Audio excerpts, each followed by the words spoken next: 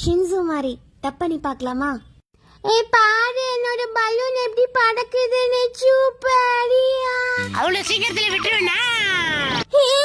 என்னோட பலூன் எனக்கு திரும்ப வேணும். இப்ப இந்த பலூன் எனக்கு தான் சொந்தம். நான் அவ்வளவு சீக்கிரம் உன்னை உடைக்க விட மாட்டேன். இல்லையா?